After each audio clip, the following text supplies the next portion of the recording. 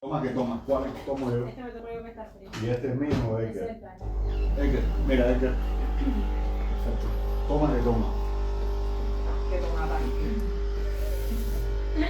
Tú sabes que lo último que yo andé con la profe Luz antes de morir fue que ella me escribió para pedirme la tesis consultando algo de Rita Longa. A lo mejor ella también estaba mal de Probablemente. Me recordó mucho a él, a la profe Luz. Rita es tremenda escultora, me fascina. Tengo una mano. Ahí, ¿qué? ¿Ya? Sí.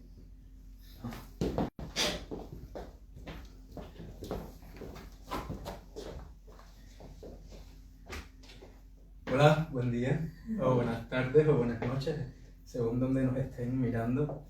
Estamos en el estudio de Lorena Gutiérrez Camejo, una artista cubana que vive en Madrid.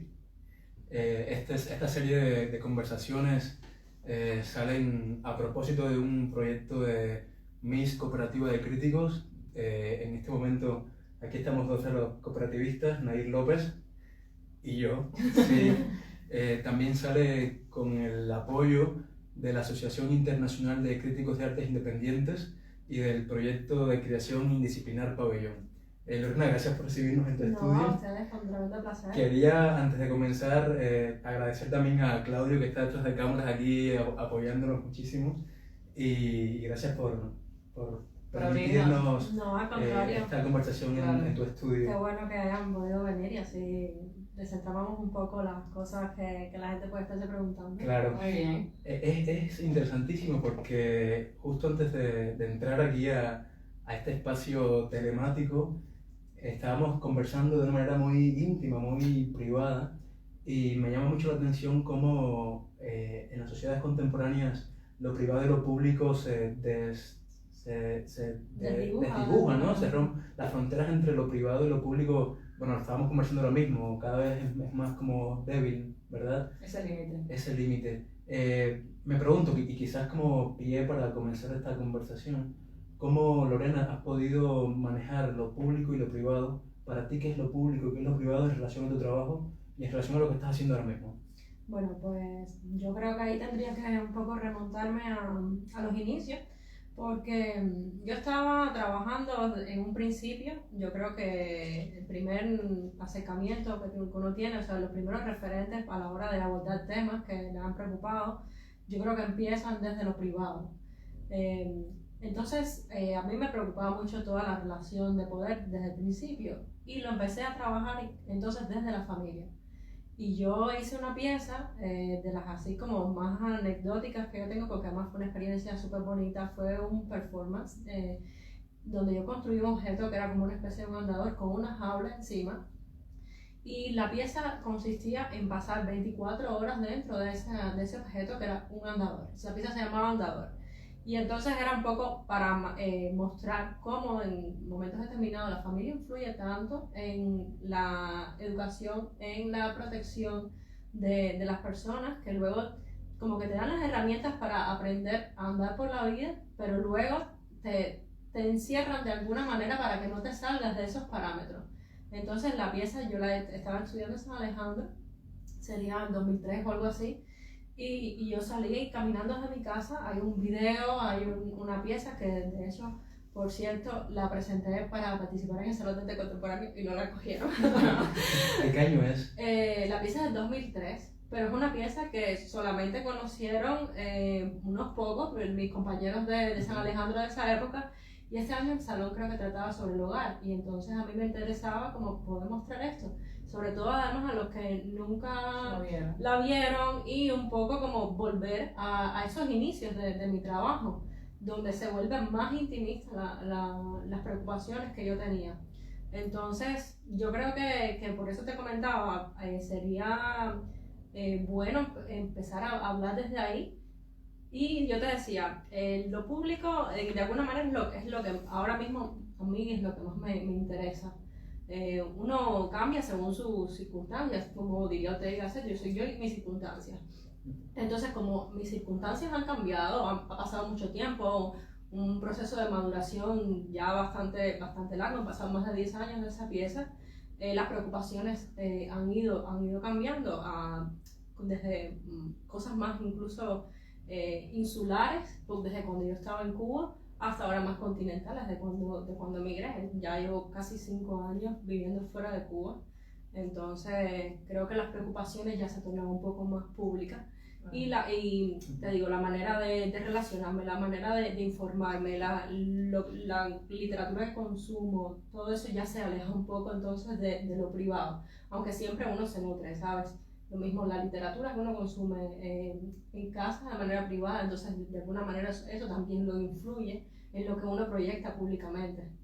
Entonces yo creo que sí que se desdibuja un poco, pero uno desliga a veces las cosas a la hora de afrontar el trabajo. Y ya que tú hablas, Lore, de estas piezas más tempranas, cuando uno revisa tu dossier, se advierte, ¿no?, una variedad. Bueno, una cosa primero es que eres muy activa, o sea, siempre eres incansable, siempre estás produciendo una pieza nueva. De hecho, tus redes sociales, que son esa ventana a lo público, lo que quieres es que la gente conozca de lo que estás produciendo, o sea, siempre está como muy actualizada. Y eso uno como crítico y como consumidor de arte lo agradece mucho, porque eres un artista que está sumamente activa. Y otra cosa que se advierte enseguida también es cómo te mueves con mucha destreza entre diferentes soportes y circunstancias artísticas, ¿no?, contextos artísticos. Entonces, ¿qué te hace elegir un soporte o un medio por encima de otro? Bueno, yo creo que ahí básicamente es la idea. Yo además, aparte de tener una formación como muy amplia, o sea, desde cuando uno estudia, uno se involucra con todos los medios, y para mí siempre me ha interesado mucho la tridimensionalidad, el espacio, o sea, para mí todo tiene que ver a la hora de hacer las piezas, desde el lugar donde se emplaza, si tiene una historia, porque, o sea, todas mis piezas en algún punto yo trato de que de alguna manera eso sea una capa de significación más en las obras. Entonces los medios varían según la idea que tenga, y además me siento, te digo, mucho más cómoda que a lo mejor como pudieran decir algunos artistas que tienen como una línea de trabajo más específica, sí, o un estilo, digamos, que a lo mejor sea más fácil de reconocer. Que tú me hablabas del Instagram, que yo muestro mucho lo que voy haciendo porque es muy variado, y ahí yo creo que las personas se pudieran perder un poco sobre qué es lo que hace Lorena Gutiérrez a la hora de proyectarse, porque va desde pintura, desde esculturas, instalaciones, desde intervenciones de espacios enormes, desde performance. Yo hice mucha performance cuando estaba estudiando, y de hecho ahora creo que cuando hayan pasado 10 años sobre eso, yo voy a volver a performance, pero es por una idea en específico que yo creo que necesita que sea hecha de esta manera. Entonces, lo bueno que tiene el arte es que tú te puedes manifestar en cualquiera de los medios que haya, desde el video, desde la danza, yo creo que irá en dependencia siempre en función de cuál es lo que va mejor con la idea que uno quiere expresar. Claro. Lo creo también es como una zona de libertad, ¿no?, de poder echar mano de las herramientas que Exactamente. En favor de esa idea. Sí. Sí, se te va a enfriar el café. Lorena, a mí me llama mucho la atención que tú formalizas la idea de una manera a veces, a mi parecer, excesivamente pulida, ¿no? Excesivamente como bien terminada. Te interesa mucho ese cuidado que tienes con el objeto, ¿verdad?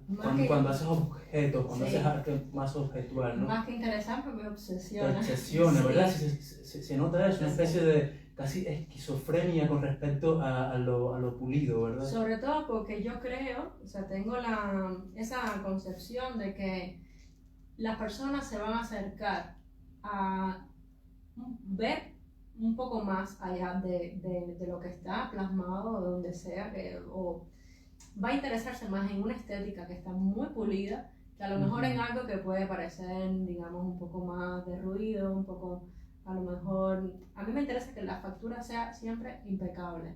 Desde cuando tengo que hacer un abstracto geométrico, que la línea me quede perfecta, o cuando entonces tengo que hacer una copia de algo específico, cuando hago reinterpretaciones me interesa que como que quede también perfecto.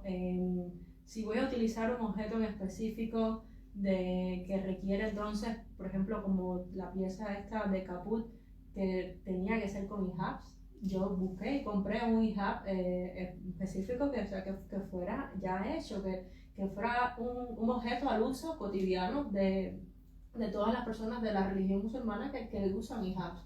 Entonces, como que soy muy rigurosa con eso. Quiero que la estética sea lo más fiel posible a la idea y lo más pulcra y bien hecha, que no tenga un detalle por el que puedan las personas a lo mejor decir, bueno, pero entonces tiene este defecto, ¿no? Sí. Eso me interesa mucho. Sin embargo, creo que estás refiriéndote a la estética en un sentido que podemos asociar con la idea de la visualidad del Sí. objeto, ¿verdad? Pero a mí me gustaría también que pensáramos la estética en un sentido transartístico, ¿no? En el sentido originario quizás del término y de lo que moviliza esa palabra, ¿no? Que es esa ciencia de la cognición sensual, ¿verdad? Baumgarten, que es el padre de la estética, decía que la estética debería entenderse como un sistema de relaciones, ¿verdad? Que la estética solo funciona cuando hay otredades y cuando hay comunicación, Sí, ¿verdad? Incluso sí. Y esto lo recuerdo porque a pesar de que la terminación de tus piezas son muy cuidadas, se nota un doble fondo molesto, hay como un malestar que late ahí, como un temblor de eso, utilicemos la palabra malestar, es como un malestar que se relaciona con una estética social, ¿verdad? Es que está Sí. demostrado, o sea, yo, ahora que mencionas a Baumgarten, porque yo me he puesto a estudiar mucho en temas Claro. estéticos, sobre todo porque es un medio que utilizo a modo de anzuelo para el espectador. Entonces, está estudiado que ya hay un término que se llama neuroestética, donde hay zonas del cerebro donde esto influye y donde hace que las personas puedan entonces sentirse más cómodos, más placenteramente, y entonces esto tenga que ver con los gustos estéticos, con Claro. por qué una obra de arte, entonces si me gusta o no. Todo esto está Claro. vinculado ya con zonas del cerebro, o sea, ya está estudiado de que influyen de alguna manera, desde las composiciones, digamos, la bilateralidad en cuanto a las composiciones, todo eso ya está influyendo en eso.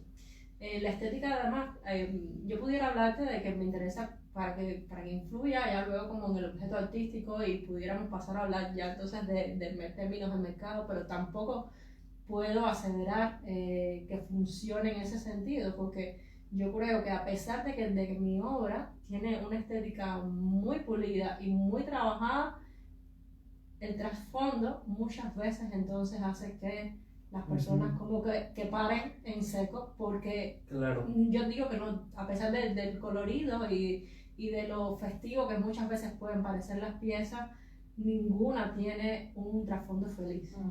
Todas tienen una preocupación bastante potente, bastante complicada, incluso de entender. Hay conceptos que se manejan que pueden resultar incluso repelentes. Entonces, ahí se queda como en un terreno que es bastante complicado, donde ya ni siquiera la neuroestética puede funcionar. Sí. Entonces, lleva ahí trabajo. Yo diría también que de denuncia, ¿no? Ese trasfondo también hay mucha crítica, hay mucha denuncia, porque no se queda en el exponer tal cual el fenómeno que le moleste a priori, ¿no? Sino también esa profundidad de pensamiento y también de crítica, ese malestar producido en crítica. Y se ven piezas, por ejemplo, como esta, que es una de las más recientes que has compartido en tus redes, Milenio Común y Múltiplo, en otra magistral, que es Donde están los héroes, que estuvo exhibida en 2018 en la Bienal de Berlín, si no me recuerdo. O sea, que ha sido un tema que voy a mencionar ahora que han recurrido con frecuencia, que es sobre todo desmontar la veracidad y el rol que juegan las condecoraciones. Recuerdo otra de las piezas con decoraciones, también del 2018. Digamos, en la palestra pública o en las sociedades actuales, ¿no? Y en un contexto específico. Entonces, la pregunta es, ¿qué crees de los premios? ¿Crees en los premios y en las listas? Bueno, yo esta pieza que estaba mencionando, o sea, bueno, este referente, digamos, que yo uso mucho, que es la condecoración militar, a mí me preocupa mucho en lo que ha derivado todo esto, sobre todo cuando uno se pone el desfile que hacen en Moscú, el 9 de mayo, el desfile de la Victoria, donde todos los veteranos de la guerra salen mostrando y ostentando todas las condecoraciones que han obtenido. A mí me preocupa porque todo esto deviene de la muerte de alguna manera, por cómo se llevan las guerras. Yo creo que estamos en un mundo en el que ya no deberían resolverse ningún conflicto a través de la guerra, que ya hay otros mecanismos, otros sistemas para todo este tipo de resolución de conflictos. Entonces, al venir de guerra, de terrorismo, yo creo que no sería como un orgullo ya mostrar estas condecoraciones. Hablábamos de las revoluciones como demoliciones y lo vemos desde, o sea, no es porque lo diga yo, sino porque desde la Revolución Francesa, que terminó en decapitaciones, en miseria, la Revolución Rusa y luego la Revolución Cubana, abordando entonces cómo, o sea, se olvida de alguna manera lo social y cómo resolver todos estos problemas, digamos, económicos, los problemas de las personas, al final por seguir en el poder. Entonces, este tipo de condecoraciones no deberían ya como ostentarse. Entonces, no creo tampoco en los premios, ni en las listas, porque al final... Ya visto en el contexto artístico. Ya visto en el contexto artístico, yo creo que se tiene que notar más en la calidad del trabajo. Muchas veces un premio no creo que sea definitor de nada, de la calidad de una obra o de los conceptos que maneja.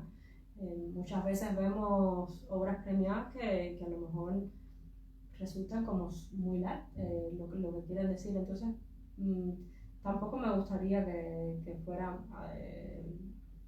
una preocupación, o sea, eso de estar buscando un premio ya no debería ser una preocupación, porque al final el premio que puede ser, muchas veces otras personas pueden considerar que un premio es que alguien venga y te compre una obra, o sea, que se reconozca más el trabajo. Yo creo que precisamente en ese sentido, eso funciona. Quería preguntarte, ¿cuándo te sientes premiada, ¿no? ¿Qué momentos para ti son reconocida? Sí, que puedes reconocer como premios, ¿no?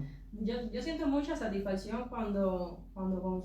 primero cuando consigo hacer piezas que logren comunicarse con el público. Eso ya de por sí es un premio. Cuando han venido personas a conversar conmigo y a hablar sobre mi trabajo, y así me encanta que lo que estás haciendo por esto y por esto, me siento identificado, o mira esta parte de la historia.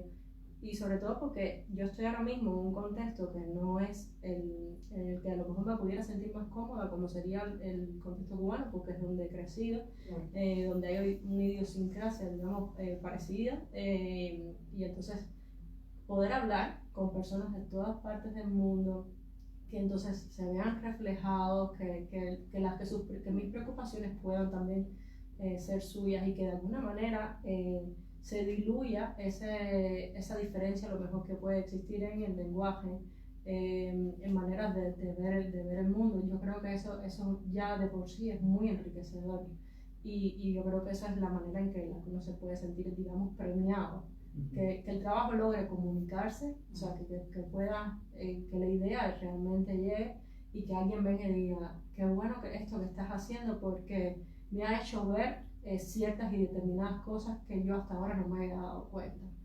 O sea, yo creo que eso de alguna manera es cuando uno siente esa satisfacción, más allá de un título, de un diploma, de un reconocimiento, a lo mejor, digamos, monetario también puede ser, porque muchos premios son traducidos en metálico. Entonces, ¿cómo te relacionas con el mercado? Bueno, el mercado para mí es bastante complicado.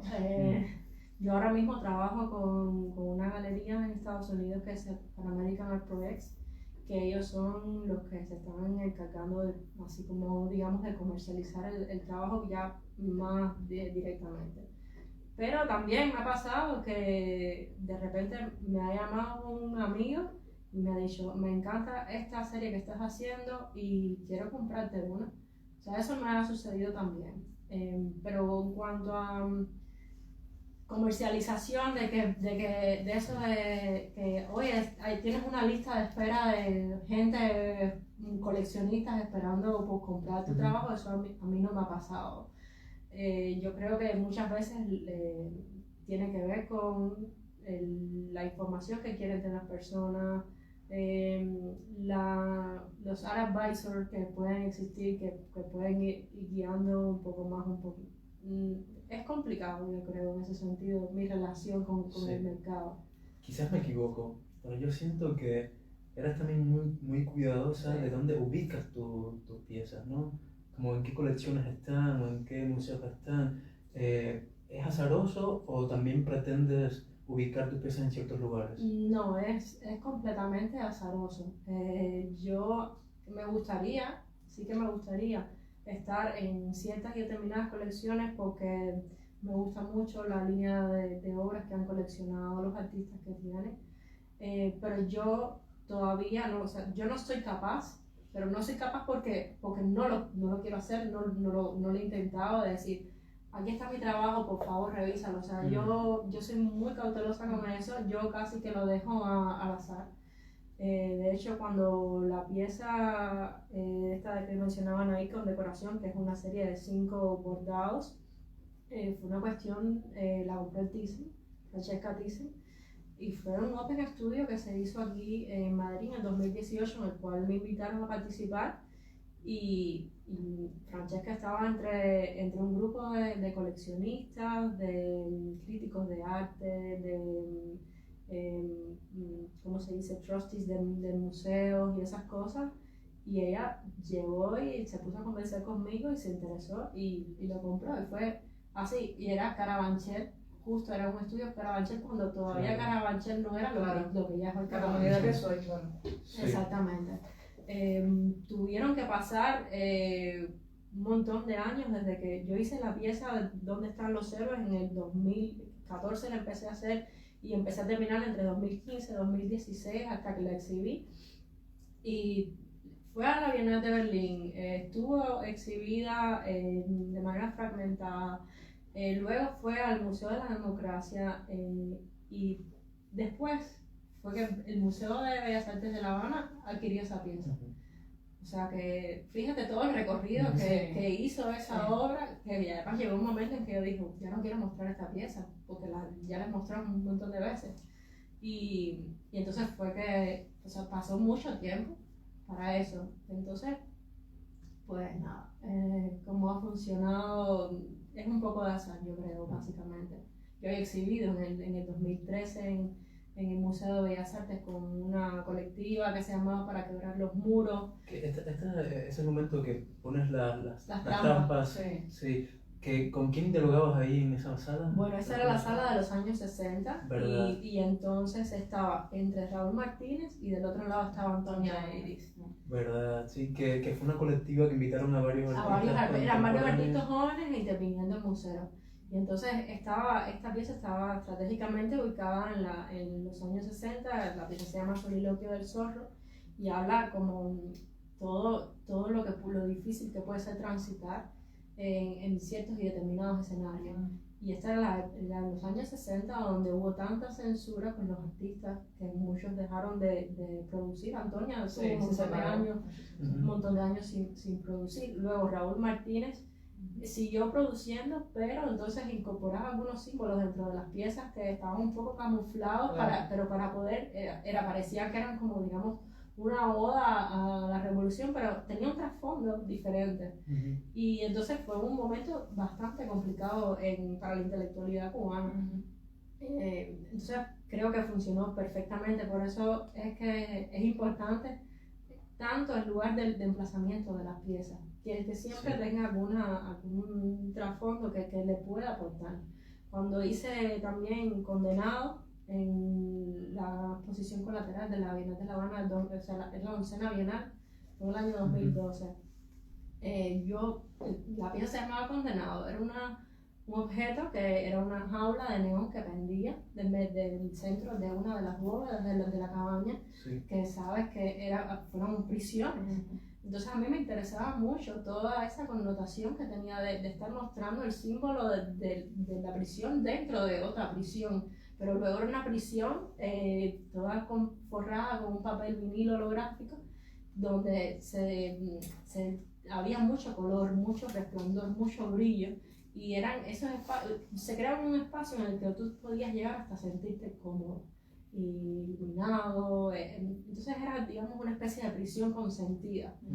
Y todo eso yo creo que fue muy importante que estuviera emplazada ahí. El pabellón era el pabellón G2, que es un departamento de la seguridad del Estado cubano, o sea, cuando buscas que sea el departamento G2 es de la seguridad cubana.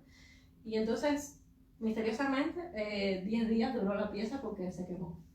Entonces no pude estar con una... Pero que se quemara también yo creo que resignifica lo Sí. ¿verdad? Lo único, Sí. sí que lo resignifica, lo que pasa es que no fue a Intencional, propósito, fue claro, intencional, claro. Sí. Hay un texto que escribió Héctor Antón, desafortunadamente, bueno, acabamos de perderlo en este plano terrenal.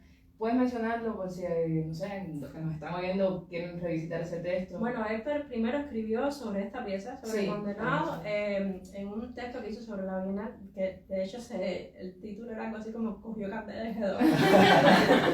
Y mencionaba varias piezas como Lázaro Saavedra y así, Sí. pero, y hablaba sobre... Exacto. Hablaba sobre esta pieza, pero luego Héctor también escribió un texto precioso que se llamaba Souvenir para el Reino de las Sombras, donde yo trabajaba el tema de los delitos de cuello blanco. Cuando hice esa pieza de los delitos de cuello blanco, la pieza se titulaba Upperworld, yo la hice en la Galería Servando, que estaba en un edificio que antiguamente había sido un mall, un centro comercial antes de cuando Cuba era capitalista. Sí. Y entonces lo que hice fue hacer una boutique, o sea, la galería la convertí en una especie de boutique donde el objeto insignia, el objeto que es principal de la exposición era el cuello blanco.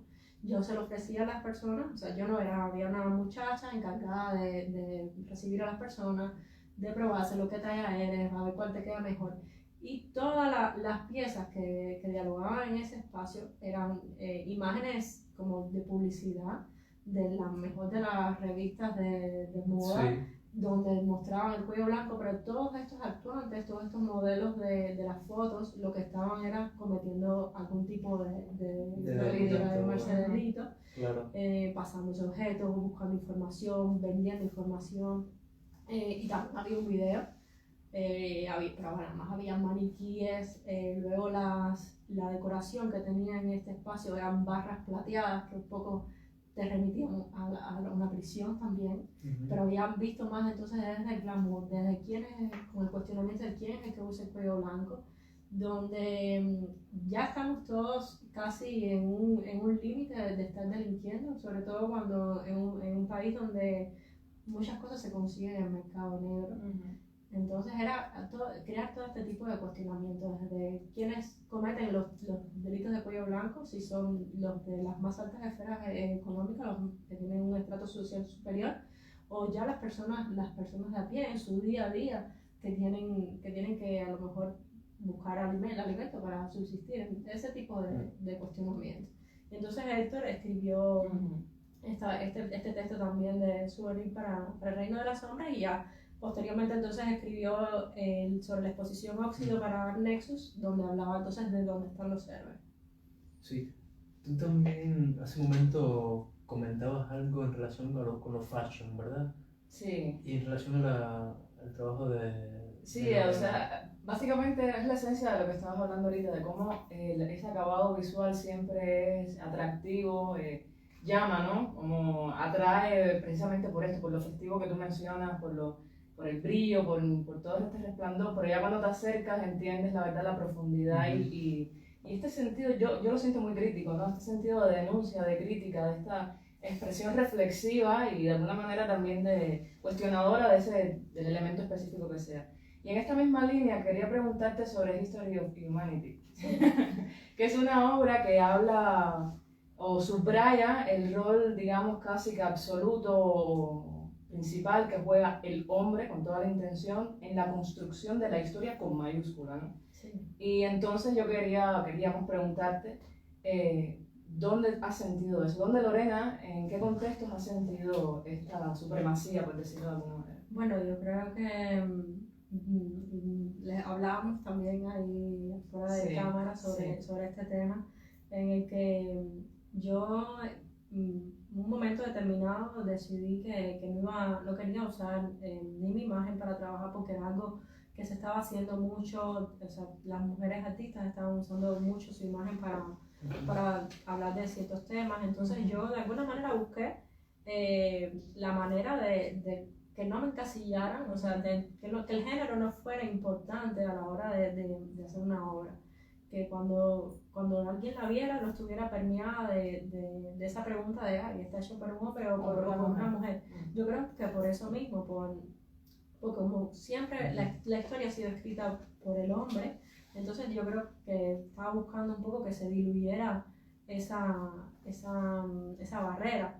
Pero sin embargo yo creo que también hoy en día cuando uno no es, digamos, no tiene una obra feminista de manual declarada, entonces con un activismo de fondo, entonces creo que también de alguna manera te anulan.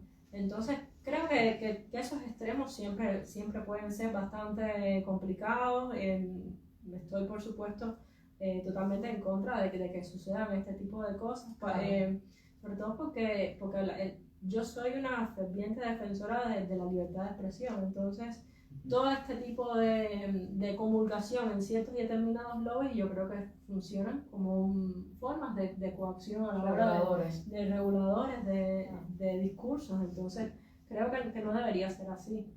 Entonces bueno, por eso también esa pieza, o sea, yo como les decía, soy ferviente defensora de la libertad, pero así como de los derechos, tanto del hombre como de la mujer. Entonces, tampoco creo que deberían encasillarlo a uno si a lo mejor no es demasiado, digamos, frontal o explícito con este tipo de temas o participando entonces de esto que te comentaba, de ciertos y determinados lobbies. Aquí, ahora mismo estoy mirando, está en la otra pared, una serie... La lección de pintura. La lección de pintura que reflexiona en torno al hecho de la copia, del original, del artista invisible, del artista poderoso. Los procesos de legitimación, que a mí me preocupan mucho. Tú comentabas antes que yo pongo un montón de horas en Instagram. Y yo creo que es porque es una manera también de validar una idea. Pero claro. Sobre todo porque luego, de repente, tú ves tu idea hecha por otra persona que si entonces tiene un poquito o mucho más repercusión, si es hombre, o sea que esas cosas también tienen que ver. Y más famoso, por supuesto, la idea que va a estar validada es la que hizo ese otro artista y no uno. O sea, por eso también muchas veces trato de mostrar las piezas para que quede el registro de cuándo lo hice. Sí. Porque eso es importante. Entonces, con esta serie, los que te comentaba, que tiene que ver con estos procesos de legitimación, son, si quieres te la comento o si... Sí, claro. Son obras que son compradas en el Rastro de Madrid. Son paisajes, bodegones. Se llama la lección de pintura porque este es el tipo de pintura que suele hacer las personas cuando están aprendiendo a pintar. Entonces hay desde bodegones, paisajes, figuras, son como el ejercicio que uno hace para eso. Y entonces, pero están muy bien hechos. Pero en este caso se convierten en autores anónimos desde el momento en que yo, que soy otra autora, estoy usando íconos de la historia del arte contemporáneo y sobre todo de obras de otros artistas que ya están legitimados en los museos. Sí. Intervengo estas pinturas con estos símbolos y las personas, por supuesto, lo primero que van a reconocer es a este artista que ya está legitimado. Y de alguna manera hay tres artistas incidiendo en esta pieza. Entonces, eso es un gran cuestionamiento sobre ¿Qué legitima una obra de arte? Yo creo que muchas veces es más el mercado que a lo mejor una buena crítica. Creo que tiene mucho más que ver con eso, más allá hablo desde la validación de un artista, y luego, y por otro lado, está el tema de la originalidad de la pieza, con las ideas, con esto que te comentaba, que me preocupa, que muchas veces sucede. Otras, pues sí puede que sea que existan coincidencias, pero hay otras que tú te das cuenta de que han sido copias, y muchas veces hay artistas que son muy astutos y se aprovechan de eso. A mí me parece interesantísimo cómo el Prado, por ejemplo, inauguró hace unos meses una sala dedicada a copias, a propias piezas del museo, ¿no? Ya como la copia también es una noción que se ha también pervertido bastante, porque hace 3 siglos copiar era legítimo. Incluso reyes llamaban copiadores para que hicieran copias de grandes maestros y ponerlos en palacios, ¿no? Como la idea de que copiar se ha no, y es la manera transformado también mucho. de aprender, o sea, en el proceso de aprendizaje artístico tú lo sabes, ok, hay que copiar para aprender y ya luego buscar tu camino, pero es como un ejercicio obligatorio. Ya estaba pensando que también es una relación interesante el hecho de que muchas veces pensamos que el que está comenzando plagia, copia a la persona que ya está consagrada. Sin embargo, a veces diluimos la idea de que esa persona que está consagrada, muchas veces ya cansada, ya copiada a sí mismo 1000 veces, copia al anónimo para revitalizarse, ¿no? Entonces es una relación ahí es como que también yo creo interesante. que lo que sucede hoy en día con el mundo del arte es que casi todo está hecho, o sea, es muy difícil hacer algo diferente. Pueden haber pequeñas variaciones en cuanto a técnicas, recursos, de materiales y ese tipo de cosas, pero yo creo que es más interesante entonces poder tener un discurso nuevo, un discurso, digamos, más fresco o con temas de preocupación actual, que más pensar entonces en la manera de hacer, en un abstracto geométrico. Yo estoy hablando de condecoraciones militares con un abstracto geométrico. ¿Cuántos artistas no han trabajado el abstracto geométrico? Yo no soy dueña del abstracto geométrico, pero sin embargo creo que es un recurso en este caso necesario para hablar de una idea. Entonces, como te comentaba, hacer cosas, hacer una visualidad nueva. Ahora mismo yo creo que está como de moda el back painting, volver a lo naif, a estas pinturas que a lo mejor parece que son de las de estas que cualquiera diría, ay, esto lo pudiera haber hecho mi hijo. Y es un recurso que yo creo que se está viendo mucho de nuevo y está teniendo un boom en el mercado del arte. Y entonces, por eso te digo, yo creo que es también un tema cíclico que en cuanto a maneras de hacer, y yo creo que entonces lo importante es buscar maneras de decir nuevas. O sea, temas de decir que sean diferentes, cuestionamientos que resulten contemporáneos, más allá de la forma en que se plantean. ¿Y qué entiendes por lo contemporáneo, Lorena? ¿Para ti qué es arte contemporáneo? Bueno, arte contemporáneo yo creo que es todo lo que se está haciendo en momentos determinados, donde los temas son... Te cuento una anécdota. Tengo unas piezas que la estética, esta que tenemos aquí enfrente, Cadáver Exquisito, que la estética es, digamos, bastante tradicional a la hora de su manufactura, ¿no? Pero es una pieza que habla sobre el separatismo de las regiones, el independentismo, que es un tema que además yo me nutro mucho de estar viendo noticias, me gusta mucho el tema político, entonces como que es algo que estoy viendo todo el tiempo. Y me decía un galerista, no, es que estas piezas no son contemporáneas, no tienen una estética contemporánea. Y pudiera decirse incluso que sí, pero son obras contemporáneas, no, más allá de su estética. Por ahí volvemos a la idea reducida de la estética como la manera visual en la que presentan los objetos. Porque ahora estoy recordando a Agamben un ensayo que se llama ¿Qué es lo contemporáneo? Y ahí Agamben dice que lo contemporáneo es aquello que lee de manera inédita la historia, ¿no? Es aquello que rehace ese pasado que nos construye y dialoga de manera actual con el presente, ¿no? Y si tú construyes una pieza que dialoga, que se comunica con el hoy, ya es contemporánea, aunque la estética como entendida como visualidad no sea actual. También Es correcto. eso de lo actual tiene que ver mucho con las modas, que hablabas hace un momento, Sí. ¿verdad?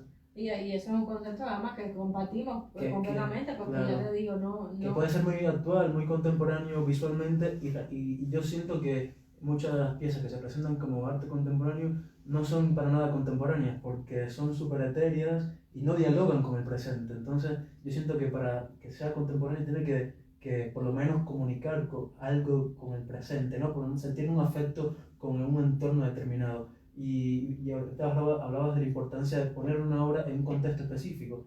O sea, la idea del arte situado, que también es muy importante para el arte contemporáneo, ¿verdad? Correcto. Sí. De hecho, ahora me recordaste una pieza que yo exhibí el año pasado en el Madrid, que se llama Horizonte en la Frontera, y era una pieza que hablaba sobre las migraciones por vía marítima. En este caso yo mencionaba los 4 éxodos más importantes que han habido en Cuba: Camarioca, la crisis de los balseros, Mariel y Cuba 2022, que fue que Cuba tuvo un éxodo bastante importante, o sea, digamos, yo creo que el más importante a lo largo del tiempo.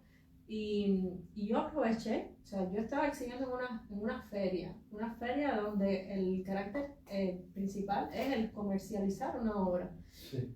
Pero yo estaba aprovechando que estaba haciendo esa feria en un edificio del Ayuntamiento de Madrid, donde probablemente iban a venir políticos a ver también esas piezas, para hablar sobre el tema de las migraciones. Yo estaba hablando de las migraciones desde Cuba, pero también vemos las migraciones por vía marítima que están sucediendo aquí en España y en Europa, y lo vemos constantemente, que por las costas de Almería siguen llegando un montón de migrantes africanos en barcas casi todos los días. ¿Te recuerdas esa pieza que tenía como banderas marítimas? Claro, entonces yo planteé esa pieza como las banderas del código marítimo que se usan en los barcos, pero que significan, o sea, tienen significados específicos, como tengo el ancla echada, estoy cargando combustible, pero cada una de esas banderas tiene también una representación en el alfabeto.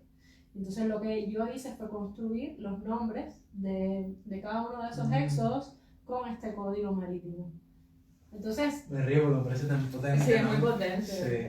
pero es una manera también entonces de llamar la atención, de que tú veas de repente como ese espacio azul invadido por esta bandera, por el color, y además estaba puesto con cuerdas de barco, como todos los anclajes de que se usa en un barco para poner todo este tipo de soga, que es una soga específica. Y entonces cuando te acercabas, cuando intentabas verlo un poco más de cerca y que te preguntabas, bueno, ¿por qué se llama Horizonte en la Frontera?, ya te enterabas un poco más de qué iba la pieza. Claro. Y era aprovechar eso, que ese espacio también, o sea, cada vez que uno tiene un momento para decir algo que tú consideras que es importante, tienes que aprovechar dónde lo estás diciendo y tener en cuenta toda la repercusión que puede tener en cuanto a público que vas a recibir, quiénes van a estar escuchando. Entonces yo creo que hay que aprovechar esos momentos para hacerlo. Yo te quiero decir, te queremos decir algunas palabras y bueno, lo que te venga a la mente. Pero en plan así de una sola palabra. Una sola palabra, sí. Ay. Por ejemplo, ¿qué es la literatura para ti? Bueno, pero con una sola palabra. No, yo te digo una palabra y para ok. ti, ¿qué significa? Ok, bueno, la literatura yo creo que es un pilar importantísimo, porque yo creo que es la única manera que tenemos para ser libres. O sea, a medida que tú te nutres más, que aprendes más, que sabes más, que esto lo haces con la literatura, yo creo que es la única manera que tú vas a tener de luego poder salir adelante con cualquier cosa. Yo hace poco tuve una serie también que se llama Letra Negra, la moderna poesía, donde tuve que estar leyendo poesía incansablemente, y era solamente para encontrar algún verso donde mencionara un color.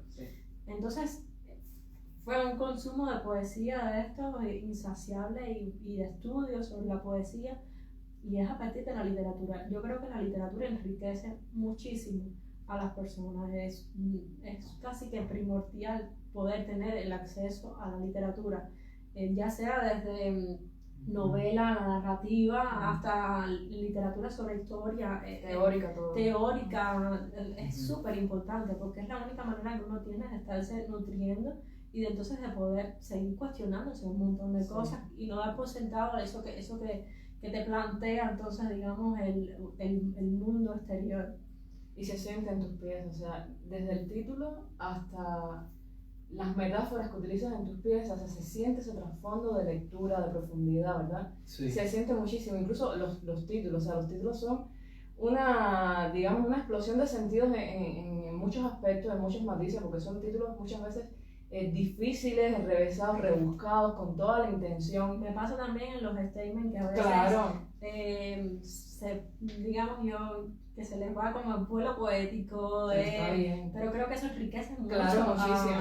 a la obra, Sí. que de alguna manera también te da, digamos, cierto placer y que no sea como un manual de esta obra Exacto. es esto, por esto y por esto, sino también darle como un cierto, Una lectura.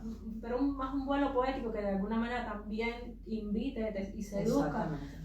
para que las personas disfruten leyendo y enterándose de que van cada una de las piezas. Yo con tus statements siento que parece son palabras del catálogo de una exposición, porque te acompañan la lectura visual de esa pieza, y, o sea que sí, te lo logras perfectamente. Yo particularmente no disocio entre statement y pieza. Yo creo que es un conjunto Pues de es que también, sentido, ¿verdad? es que Yo también. asocio la idea esta del artista de la escritura con el objeto, Claro. y para mí es una pieza única, Claro, ¿no? pero también cómo lo muestran, porque Claro. cuando llegas a la galería ya casi nunca se pone el pie de obra, que siempre te dan una hoja de sal y tal. Los statements como que no tienes mucho acceso, a no ser que leas el dossier Ujú. del artista. Sí, por o- ejemplo, a mí me gusta cuando ya voy de espectadora Exacto. a consumir arte. Ujú. A mí me gusta primero ver la pieza y después es que me leo Sí, el yo texto también. de la exposición. Ujú. Yo Claro. no lo leo a priori Sí. para poder, digamos, Viciarte. y construirme primero una idea desde mi interlocución que tengo con la Ujú. pieza y luego entender al artista, porque te digo, yo creo que al final hay demasiadas cosas que influyen, desde Ujú. las vivencias individuales a la Claro. hora de interpretar una pieza. Entonces, Ujú. siempre me gusta como verla primero yo sin saber nada y después Claro. poder leer el texto. Lo que pasa es que quizás yo estoy muy viciado con la escritura Claro. y con la noción Claro. de palabra y de cuerpo, que también esa palabra, ¿no? Y a mí me pasa que para mí una pieza no es solamente el objeto, sino es un cosmos de sentido que puedo como y mezclar, ¿verdad?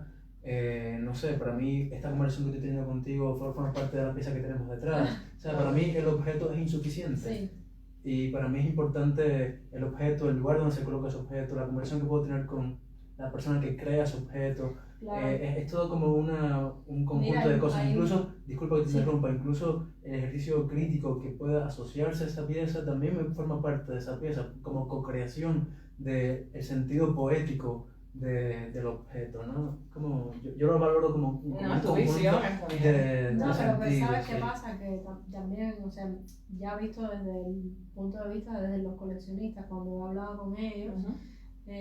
hay muchos coleccionistas que les interesa Ujú. saber cómo piensa el artista. Ujú.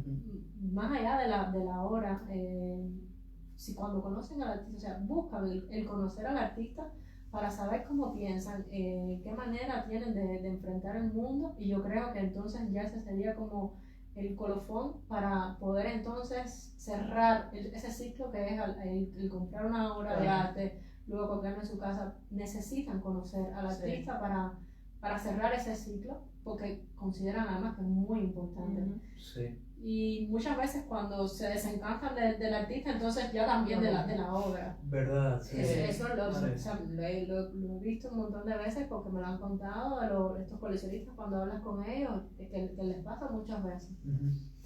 Y un poco siguiendo el Las ritmo de palabras. la idea de Sí. la literatura, también has rehecho la noción de libro, ¿no? El formato libro lo has utilizado bastante, ¿verdad? Muchísimo. Sí, Bueno, y lo ves en esa pieza que medía 14 metros de Aura Ignorantia, que era un Sí. compendio de 649 volúmenes, 39 enciclopedias en Ujú. total, colecciones.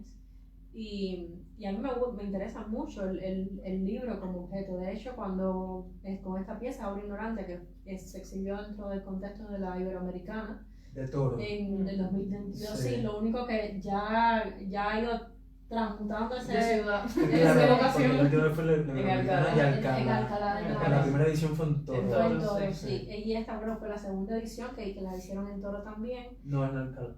Es que esta es la tercera. La tercera, la verdad, sí. verdad, sí. Entonces, yo tuve un espacio que fue en el Alcázar de Toro, que me recordó mucho además la cabaña, cuando exhibí la cabaña, porque era en una de las prisiones, Claro. de las bóvedas de las prisiones.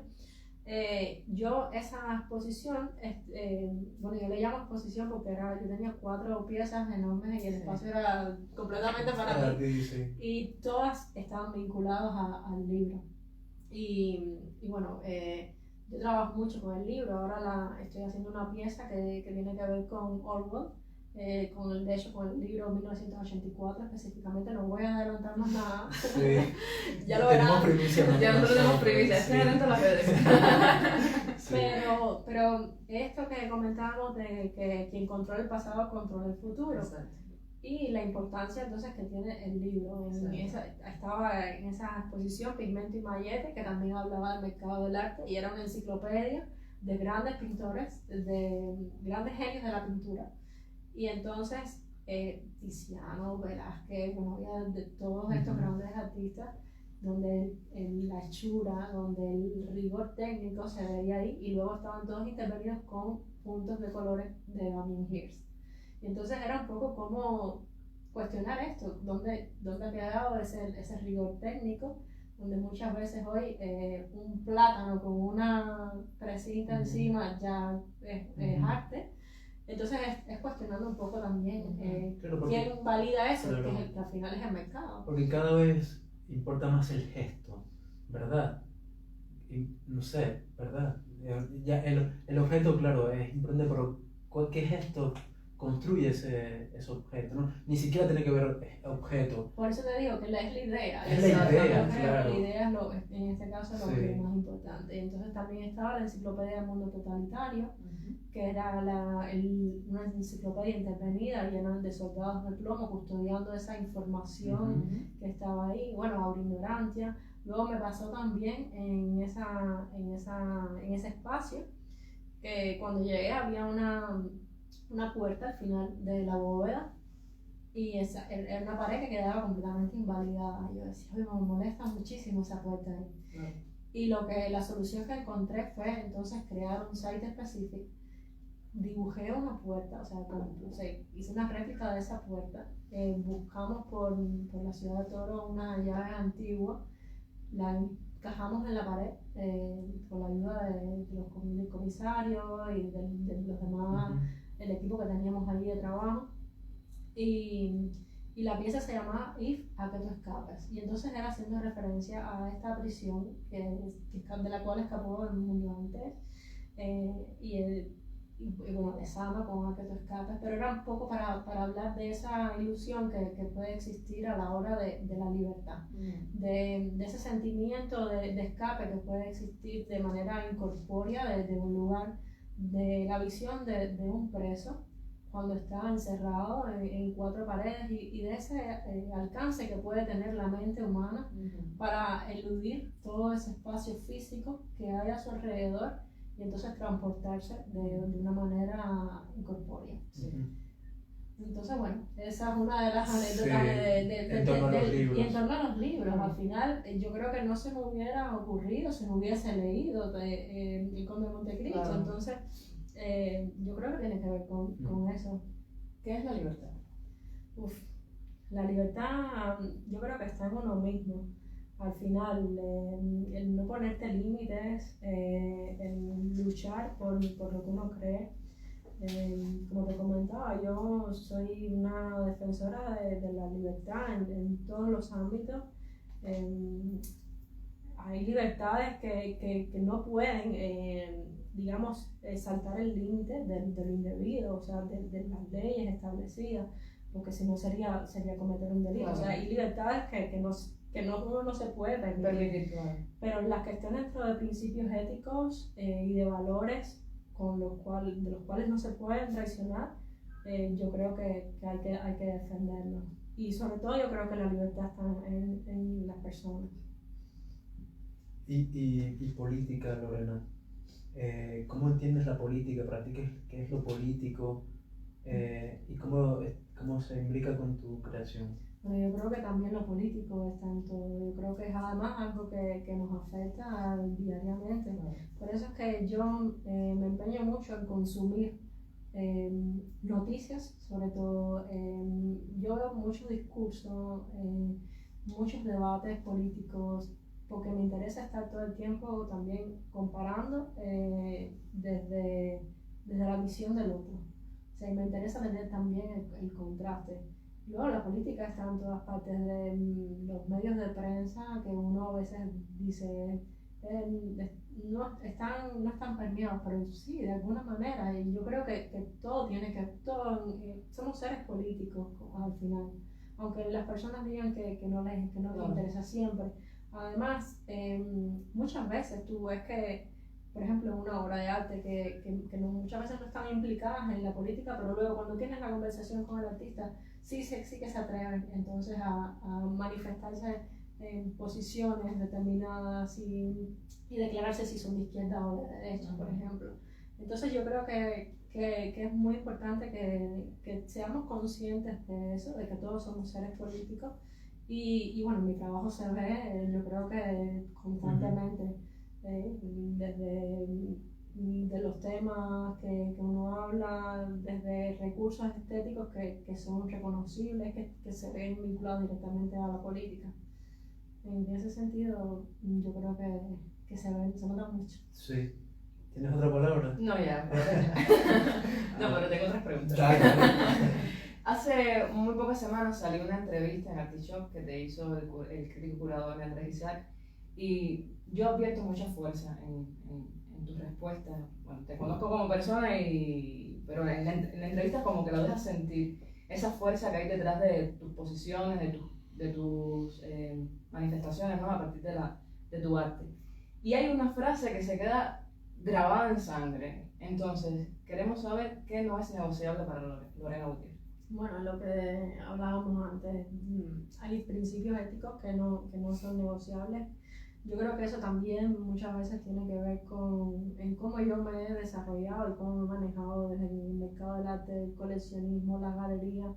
En ese sentido, hay posiciones que yo creo que uno debe defender y con las que uno no debe transar, desde el respeto al trabajo, desde no formar parte entonces de un circo que puede ser ficticio solamente entonces por pertenecer a tal colección, sí, o caerle bien a un coleccionista. Sí. Entonces, ni tampoco adoptar estéticas que entonces son las que van con el mercado.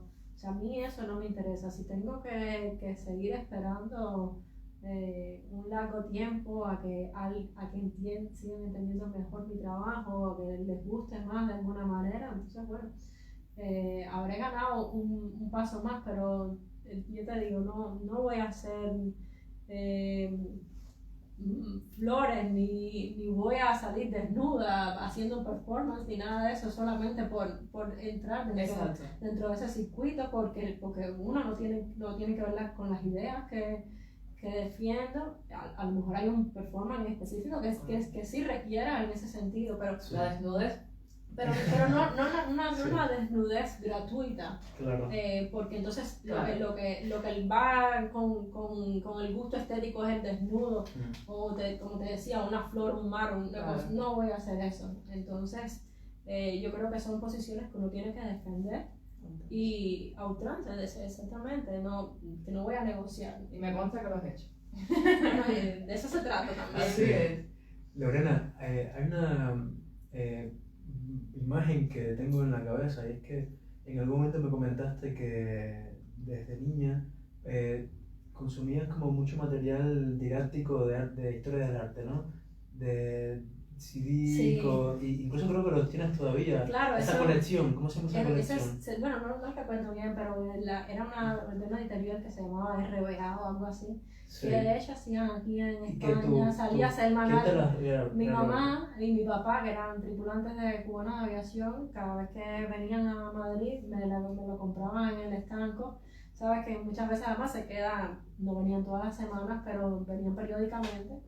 Y entonces iban cuando yo era pequeña, que todavía ni me imaginaba estar estudiando pintura, pero que sí que tenía como esa inclinación, ese afán por saber, y entonces mi mamá me compraba estos fascículos, que eran unos fascículos con unos casetes VHS o beta, no me recuerdo. Sí. Hace poco recuperé, o sea, los compré porque no son los que Ah, no son los originales de cuando era chiquita, pero sí con esa memoria afectiva que uno le queda de... Entonces, bueno, pues los vi y los quería además para mostrarlos con esa pieza de la lección de pintura. Claro, porque tiene que ver con un conocimiento de la tradición que tienes súper consciente y cómo subvertirla después, ¿verdad? Claro. La idea de la tradición, que a veces también es tan dictatorial, ¿no? Sí, claro. Son construcciones al final.